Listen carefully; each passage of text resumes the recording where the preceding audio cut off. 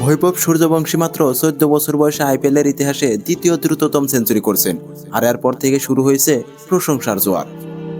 প্রীতি জিন্টা, যিনি পাঞ্জাব কিংসের সহ মালিক এবং বলিউডের চিরকালীন চর্চিত নায়িকা, বৈভবের এই কীর্তি দেখে একদম মুগ্ধ হয়ে যান। তিনি 28 এপ্রিল 2025-এ সামাজিক যোগাযোগ মাধ্যম এক্সে লিখছেন, ওয়াও, বৈভব সূর্যবংশী কি অসাধারণ প্রতিভা!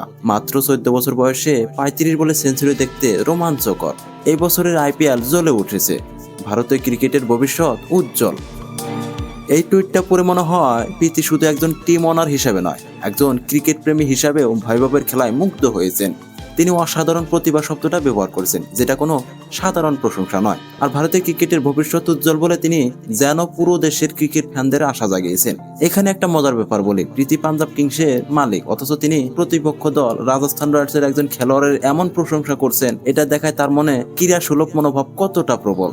আমার মনে হয় তিনি যেন বলছেন, আমার টিম হারলেও বৈভব তুমি দারুণ খেলেছো। কিন্তু প্রীতির এই প্রশংসার পিছনে আরো কিছু আছে, চলো তার ব্যাকগ্রাউন্ড আর ক্রিকেটের সঙ্গে সম্পর্কটা একটু খুঁজে দেখি। প্রীতি জিন্টা শুধু একজন অভিনেত্রী নন, তিনি 2008 সাল থেকে পাঞ্জাব কিংসের সহ মালিক। তিনি আইপিএল এর মাঠে সব সময় উৎসাহী সমর্থক হিসাবে দেখা যায়। মনে আছে যখন তিনি মাঠে বসে হাততালি দেন বা প্লেয়ারদের উৎসাহ দেন, তখন ক্যামেরা বারবার তার দিকে ঘুরে যায়।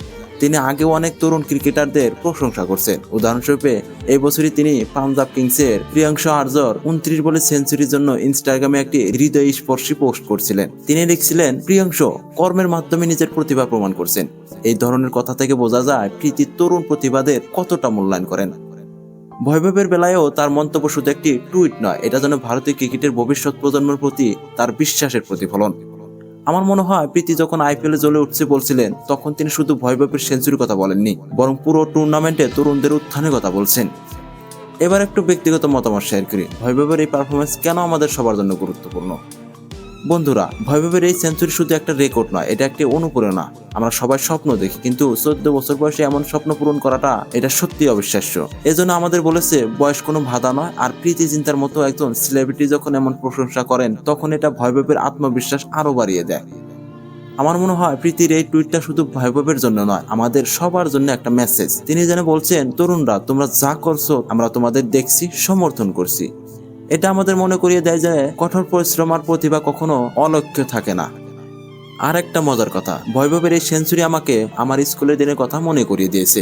আমি যখন ক্রিকেট খেলতাম, তখন একটা চার মারলে মনে হতো আমি সচিন তেন্ডুলকার। বৈভবের মতো তরুণরা আমাদের সেই স্বপ্নগুলোকে আবার জাগিয়ে তুলছে।